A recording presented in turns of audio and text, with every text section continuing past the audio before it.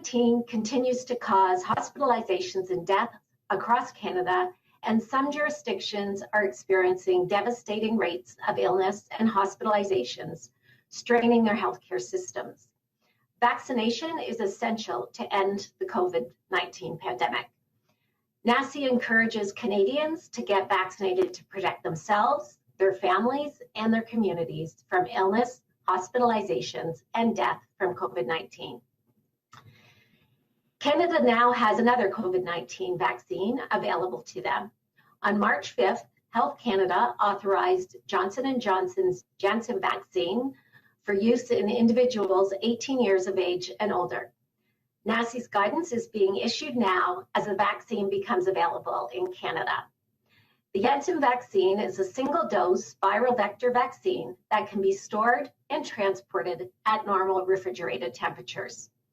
In clinical trials, the single-dose Janssen vaccine was 67% efficacious in preventing moderate to severe symptomatic COVID-19 infections across all age groups at least 2 weeks after receiving the vaccine. The vaccine was also highly efficacious in preventing critical illness and hospitalization. In addition, preliminary evidence suggests the vaccine offers protection against the B.1.351 variant of concern, first identified in South Africa, and the P2 variant of interest, first identified in Brazil. There is currently no data on the P1 variant of concern, first identified in Brazil. As with the AstraZeneca vaccine, there have been confirmed cases of vaccine-induced immune thrombotic thrombocytopenia, or VIT, after administration of the Janssen vaccine. As of April 23rd, 17 cases have been confirmed following the administration of more than 8 million doses of Janssen vaccine in the United States. The U.S. Advisory Committee on Immunization Practices, NACI's U.S. equivalent, held emergency meetings to review the safety signal and concluded that the benefits of Janssen vaccine outweigh the risk. Similar to the AstraZeneca vaccine, NACI weighed the benefits of the Janssen vaccine in saving lives and protecting populations against serious complications of COVID-19 against the risk of developing VIT. At this time, based on the current evidence, NACI recommends that, similar to the AstraZeneca vaccine, the Janssen vaccine may be offered to individuals 30 years of age and older without contraindications if the individual prefers an earlier vaccine rather than waiting for an mRNA vaccine, and if the benefits outweigh the risk. This recommendation provides provinces and territories with recommendations on how to optimize the use of the Janssen vaccine in their jurisdictions to achieve the greatest public health benefit. The public health benefit risk analysis for the use of the Janssen vaccine may vary between jurisdictions because of the differing epidemiology. Provinces and territories adapt NACI's recommended age threshold based on their unique circumstances, including local COVID-19 epidemiology, local vaccine supply and logistics, and equity considerations. For example, as a single-dose vaccine, the Janssen vaccine may be better suited for populations that are harder to schedule for a second dose. Health officials can refer to a risk assessment tool in the updated statement to help them determine how to use the Janssen vaccine. NACI continues to preferentially recommend authorized mRNA COVID-19 vaccines due to the excellent protection they provide and because VIT has not been associated with the mRNA vaccines. NACI notes that Canada has procured and is expecting enough mRNA vaccines to fully vaccinate the currently eligible Canadian population before the fall of 2021. NACI has also reinforced its recommendations for vaccination during pregnancy. NACI recommends that a complete vaccine series with a COVID-19 vaccine, preferably an mRNA vaccine, may be offered to pregnant individuals if the benefits outweigh the risks for the individual and the fetus, and if informed consent includes discussion about the evidence of the use of COVID-19 vaccines in this population. A recent study in the United States showed no safety signals of concern following the administration of the mRNA COVID-19 vaccines during pregnancy. In addition, the treatment of VIT during pregnancy, should it occur following vaccination with a viral vector vaccine, can be quite complex. For these reasons, NACI preferentially recommends the use of mRNA vaccines during pregnancy. At this time, NACI also continues to recommend that people previously infected with the SARS-CoV-2 virus be offered a complete series of a COVID-19 vaccine. In the absence of one-dose vaccine effectiveness data in people who were previously infected and limited second-dose safety data, people with previous SARS-CoV-2 infection should continue to receive a complete vaccine series regardless of the severity of their previous infection. NACI will continue to monitor the emerging evidence on this topic and will update our recommendations as needed. For additional information on NACI's updated recommendations, including the evidence and rationales behind the recommendation. Who got those shots into people's arms? Our hospital and Ontario Health Team partners. The vaccinators who put those needles into arms. And the community leadership who are so effectively reaching into their communities. Together, you inspired and rallied the confidence in people to roll up their sleeves and take steps to get vaccinated, to protect themselves, protect their communities, and by extension, to help protect the whole city. We know that first doses go a long way to raising initial defenses in your body against COVID-19.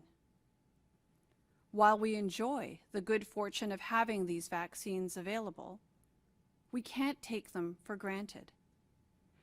And I have to raise a caution today, now that we've crossed the 40% mark, and as access to booking expands.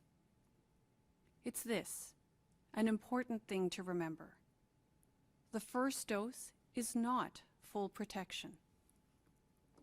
The vaccines work by providing instructions to your body to produce an immune response.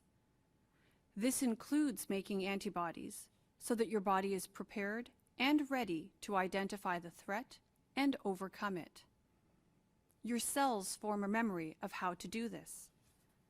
The second dose is a vital boost to what the body learned from the first dose. It reminds the cells what they learned, and they mount a response again. From that point, you are better ready to fight COVID-19 if the virus tries to infect you. There is emerging concern in the United States that people are opting to avoid their second dose, so confident are they in the protection of their first dose. It's important not to take the protective power of the vaccines for granted, especially soon after the first vaccination. We see this in some COVID cases where a person with one vaccination nonetheless becomes infected.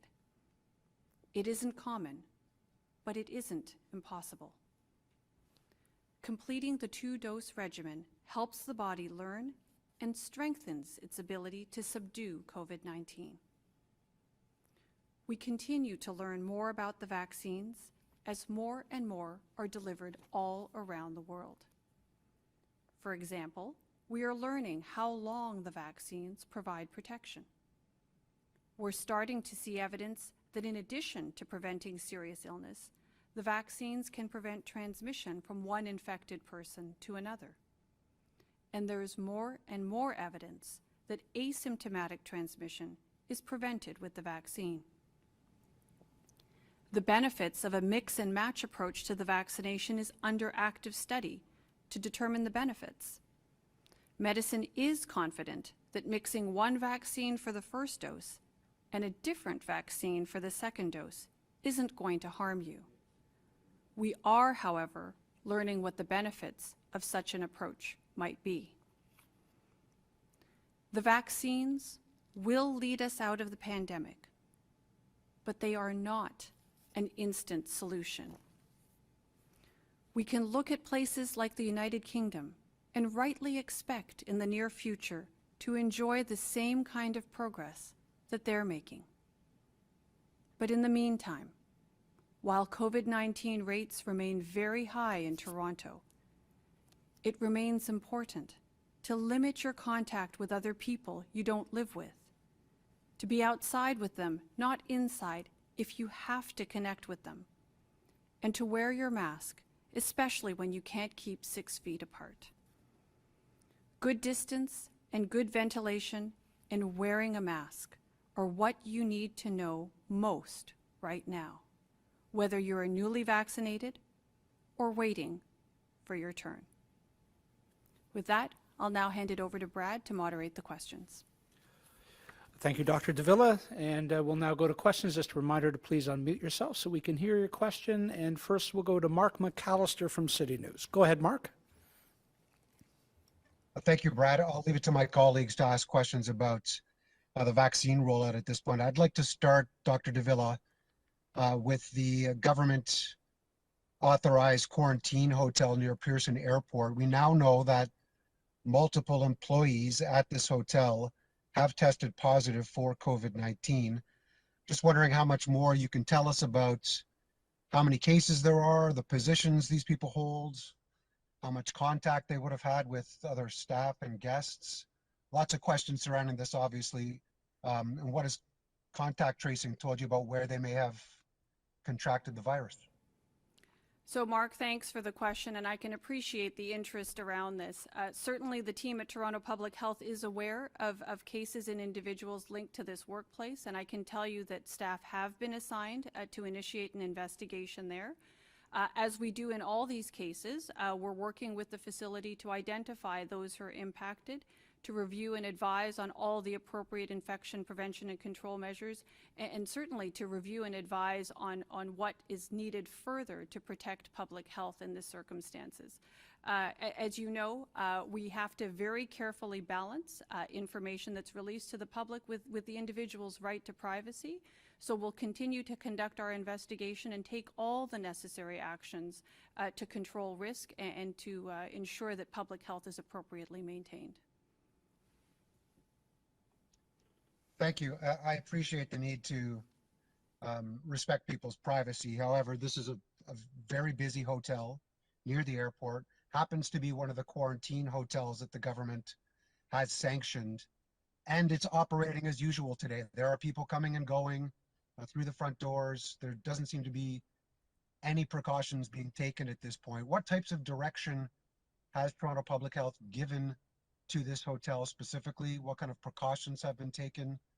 And a secondary question for Mayor Tory, if I can, what does this say about the effectiveness of these hotels, in your opinion? This was put in place by government to protect people, and seemingly there are cases in the hotel itself.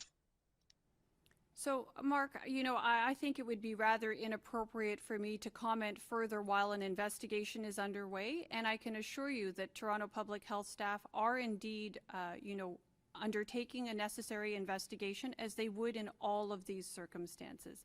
I have complete confidence that they are following appropriate guidelines, using the best available evidence to mitigate any public health risk, and are managing cases and contacts in accordance with all the protocols that are out there. These are protocols that not only we use at Toronto Public Health, but are in fact in keeping with the science and the protocols that are put out by the province on how to manage COVID-19 cases and clusters in this type of circumstance. So I can only reassure you and the rest of the public that the appropriate steps are being taken, and that should there be any further public notification that's required, that we will do so in accordance with our current practice and in keeping with what is appropriate, while at the same time protecting the confidentiality and the privacy of the individuals involved. Mark, I will just add the following.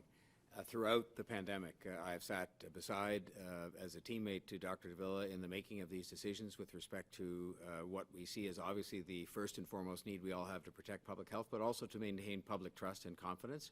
And every time, without exception, based on the evidence that's available and proper investigations done in a timely fashion, decisions have been taken to yes, protect public health, but also to maintain public confidence and trust. And I'm sure that in this case, given the sensitive nature of this place, that will be done again.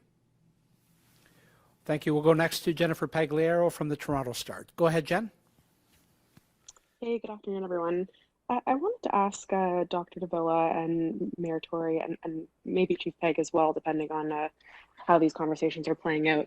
What's been discussed with provincial counterparts about lowering the age beyond 18 plus? Obviously heartened to see, as I'm sure you are, the number of people signing up this morning in hotspots. But of course, there's going to be a lot of concerns for students going back to school in the fall, and knowing that the vaccines have been approved for that younger subset, those kids that are 16 to 18, if there's any movement on allowing them to sign up. So why don't I start with that, Jen? First and foremost, only one particular vaccine that we have currently licensed for use in the country is eligible for use to those as young as 16.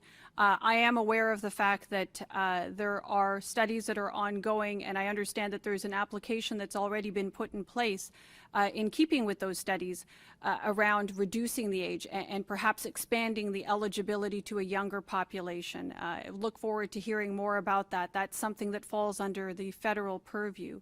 I can also say this.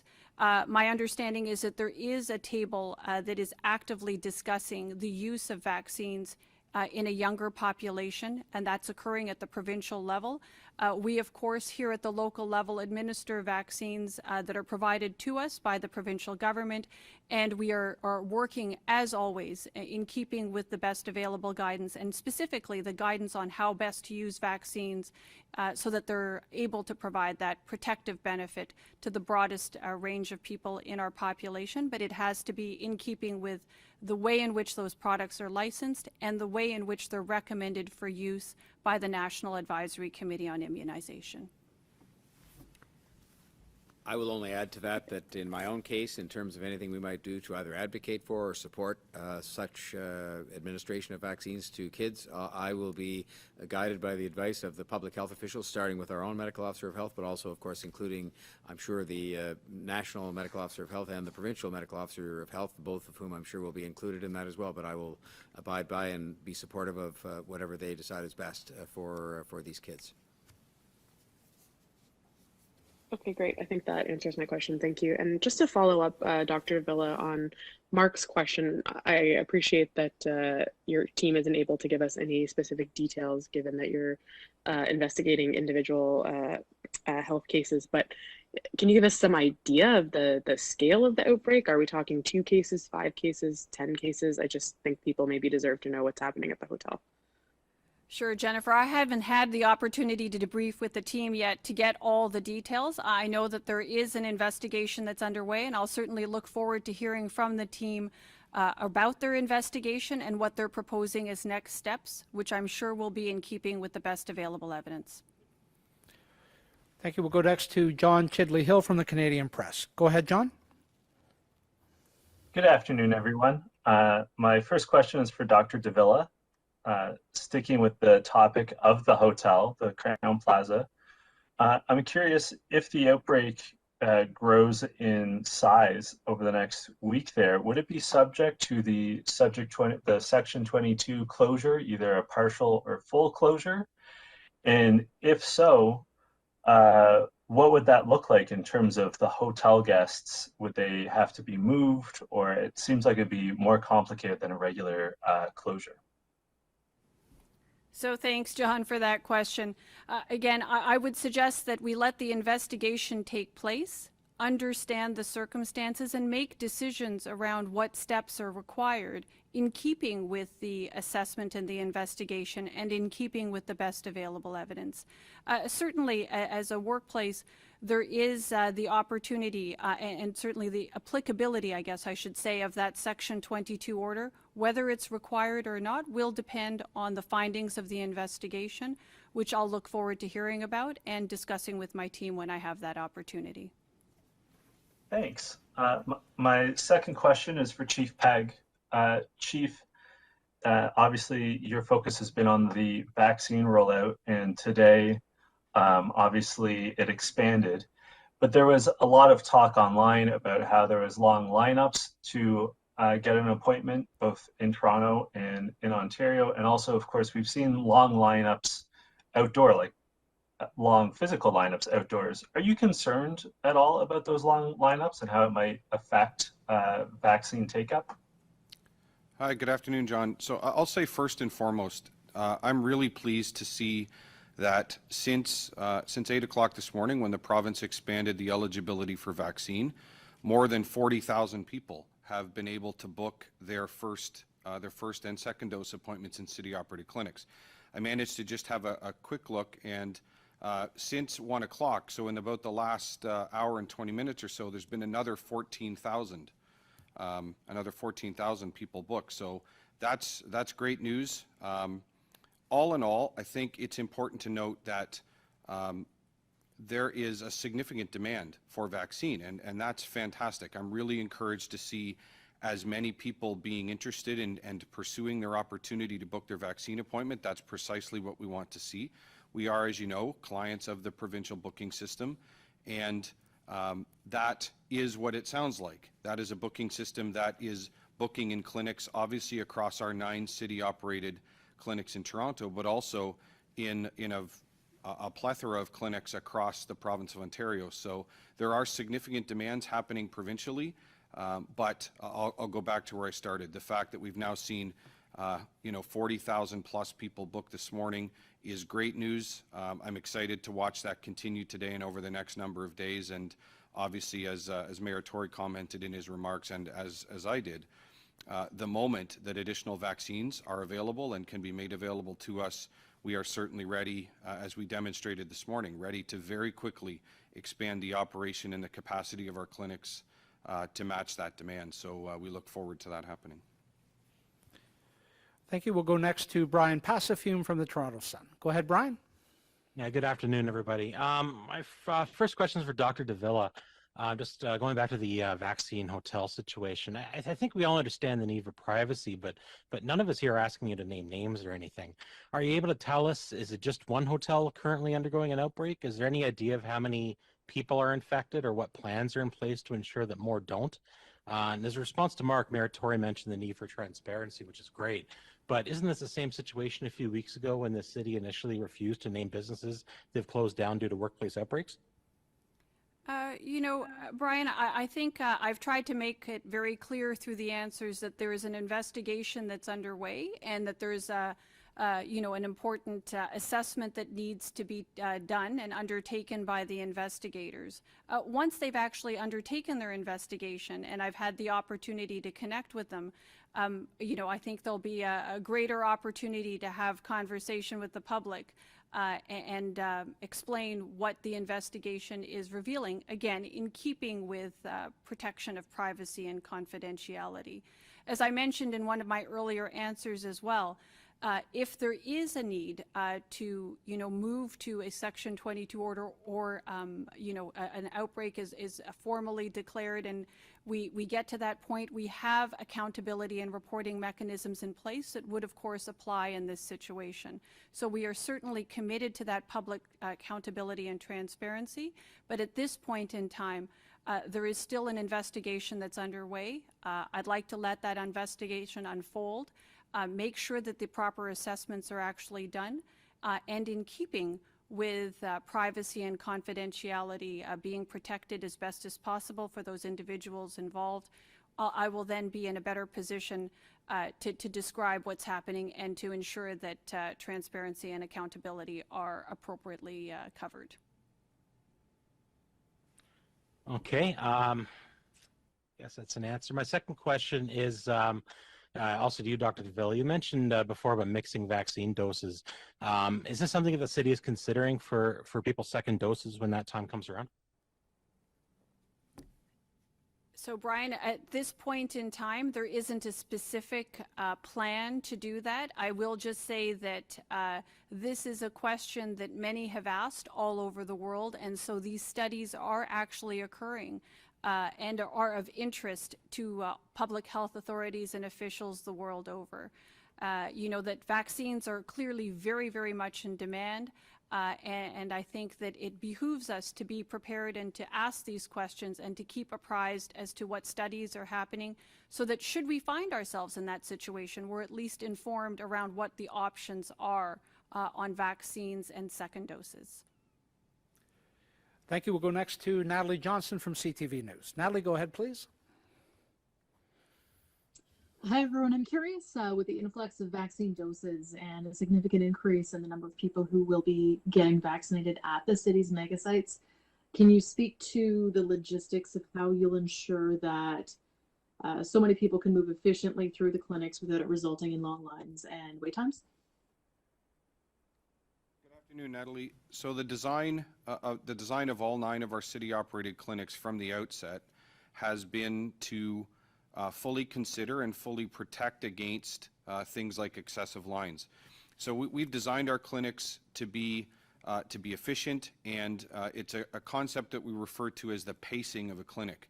We pace each clinic such that people, when they arrive at their scheduled time, are able to move through arrival into screening and check-in and registration, then from there into the component of the process where they actually receive their vaccination, from there to aftercare, from aftercare to checkout, and then that completes the process. Across our network of clinics, that generally takes, on average, around 30 minutes from the time they arrive and check in until the time they've checked out and are able to leave.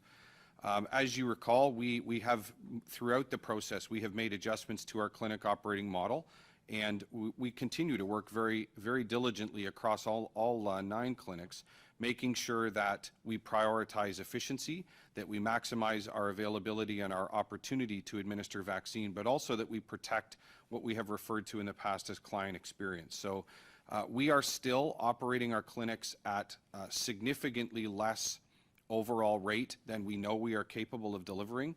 I'll say that a different way. We can deliver more vaccines in each clinic each day than we are today, and that is simply because we don't have the vaccine. So I am fully confident that the present operations will continue to run smoothly, that our clients will continue to have a positive experience, and we are fully prepared with the plans in place to continue to expand as vaccine availability permits. And can you speak to the staffing increases that you'll be looking at once your appointment numbers ramp up? Sure. So we've actually, Mayor Tory made comments in his remarks. When we designed our 9 clinic network and operated it, we actually pre-staffed. So we have the requisite staffing in place right now. It's somewhat of a dynamic deployment model in that we are able to move people and move positions both within positions in a clinic and between the clinics to meet demand. But the number of staff that we require in order to operate our clinics at maximum planned capacity, which we are not yet at, is already in place. It would simply be a matter of receiving confirmation from the province that additional vaccine is available, and then we would put the provisions in place without any delay to make that happen. So I don't anticipate any delays in those things happening. And I'll say again, if best news to me would be if Dr. Davila phoned me or the province phoned and said that there is additional vaccine available, we would immediately be able to pivot and increase our clinic capacity and move forward. You know, Natalie, I think there is a good news story in all of this, which is that we did, from day one, build these clinics with a very significant capacity, notwithstanding the fact that even in the early days of vaccination, there were supply issues, and of course, they've continued to one extent or another up until now. And I will say that all of the GTHA mayors and chairs today acknowledge the fact that while we're grateful for the increased supply that allows for more of that capacity to be used, that as you increase the demand by having people 18 plus, for example, able to sign up in many places today, there's going to be even more supply needed. So the one thing that in the case of Toronto, in any event, is a factor that is going to potentially, and hopefully not, limit our capacity to deliver is going to be supply more so than our ability in the clinics we've had from day one with considerable capacity so that we could get this done as quickly as possible and as quickly as supply permitted. But we need more supply to be committed soon in order to take account of the demand that has now been created by increasing eligibility, which happened again today. That's a good thing. Thank you, Mayor. We'll go next to David Ryder from the Toronto Star. Go ahead, Dave.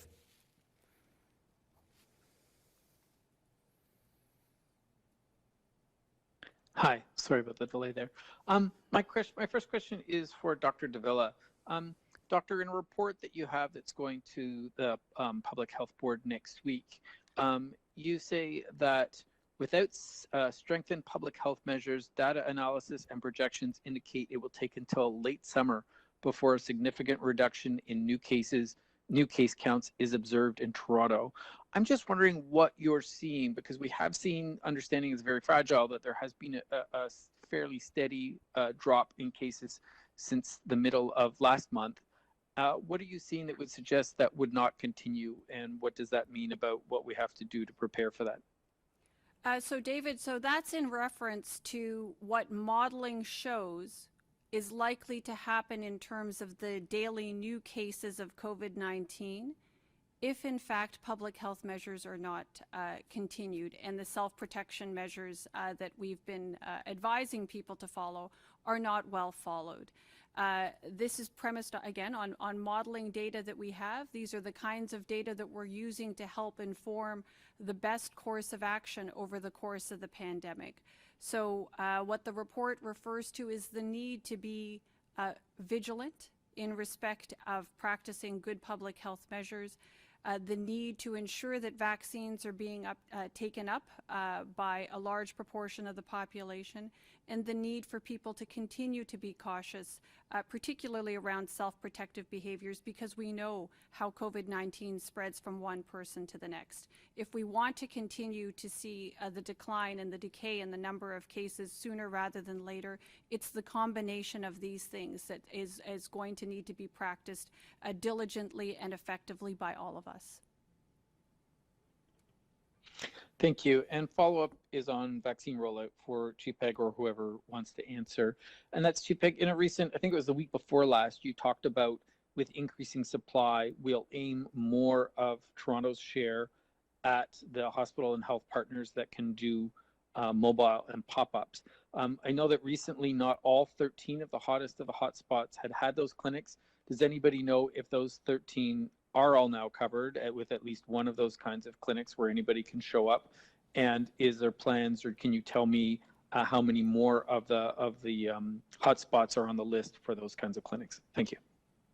Sure, I'll start, David, and then perhaps Dr. Davila can speak to the second part of the question. There is an allocation of a considerable allocation of vaccine that is being provided to our hospital and Ontario Health Team partners. In fact, I have the data for this week. This week's allocation, approximately 27% of the total weekly allocation for the City of Toronto en masse is allocated to the city-operated clinics. The remaining 73% has been allocated to hospitals and Ontario Health Team partners for administration in those hotspots. So those are decisions that are made medically, based on medical science. And then, of course, the allocation that is provided for distribution and administration in the city-operated clinics is the primary, my primary focus and the primary focus of our team with respect to our clinic operations. Dr. Davila can speak further. Sure. Thanks, Chief Pegg. So with respect to the hotspot strategy and the sprint strategy that you were asking about, David, for now, we are continuing as the Toronto vaccination partners to continue to focus on those 13 postal code, hotspot postal code areas in the city, and to expand a little bit more to areas in Scarborough, some other postal code areas that the Mayor described in his remarks today in Scarborough. The pop-up clinics, the mobile clinics that are being operated by our vaccination partners are moving around those communities and getting at those neighborhoods and areas of those hotspot postal codes that were not covered previously, but certainly we are very, very pleased, I think, as vaccination partners, and certainly in my role as a medical officer, to see the uptake of vaccine has been really remarkable through those mobile and pop-up clinics. And, you know, I really can't thank the vaccine partners and our community leaders and all those engaged in those efforts enough for what they're doing and for their remarkable leadership and work. David, just to remind, 100,000 additional doses have been allocated across the original 13 hottest of hotspots in the sprint operation, and 4 more added in M1B Malvern, M1M Scarborough Village, M1P Dorset Park, and M1L in Oak Ridge. So those 4 postal code hotspots will be added, and the 100,000 additional doses will be spread across the 13 plus 4 to get on with the job of making sure as many vaccinations as possible are delivered in those hotspots. Thank you. Final questions to Chris Glover from CBC News. Chris, go ahead, please. Last but not least, thanks guys for taking our questions. We always appreciate it. I was wondering a little bit about, as we're talking about all of these vaccines being funneled to hotspot neighborhoods in particular, the Science Advisory Table had recommended diverting 50% of the province's vaccine supply for 4 weeks for a best possible impact. Instead, the province has chosen to redirect 50% of supply to the hot zones for 2 weeks. Some of the doctors that we've been interviewing, especially today, worry that that could hamstring the efficacy, I suppose, of this move generally. Particularly, I'm curious, Dr. Davila, what you think of this, and do you think that 2 weeks is enough, or would you have preferred 4 weeks? Well, Chris, I think if you haven't surmised from the comments made by Chief Pegg and the Mayor, we will happily take as much vaccine as the province is willing to give us. There's no question. We have capacity. We've designed a system that is more than capable of handling more supply of vaccine, and we are just as eager and maybe even more eager than anybody else in the province to ensure that residents of the city who are getting vaccine, that we want to make sure that everyone in Toronto who wants to get vaccine is able to get vaccine as soon as possible. So obviously, I'm very committed to ensuring that we're applying the best available science. I recognize that there are supply challenges, not just here, but the world over, and we look forward to working with our provincial counterparts, on how best we ensure that we are afforded that possibility of using the best science to protect our community and to help get us to the other side of this pandemic.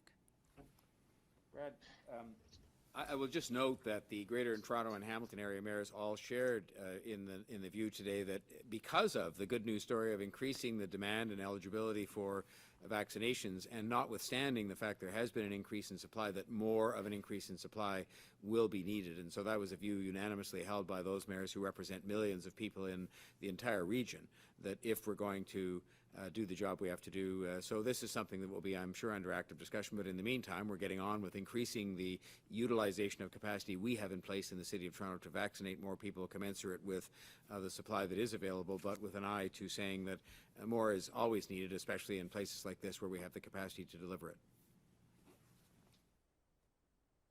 Okay, and my follow-up, I think, would be mostly for Chief Pegg, though if anybody else wants to chime in, that would be fine as well. Another concern that I'm hearing is that we need to have the vaccine clinics operate on a 24/7 capacity, at least some of them, and that is due to the fact that a lot of the people in these hot zones who are essential workers work odd hours and they wouldn't necessarily be able to access a clinic during the day. So is there any sort of plans in place at this point, or do you think there should be, to operate on a 24/7 capacity?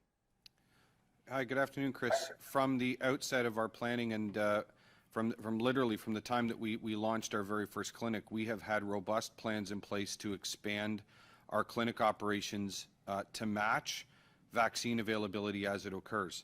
So we are operating today based on, or in response to, I should say, in response to the amount of vaccine that is being provided to us by the province.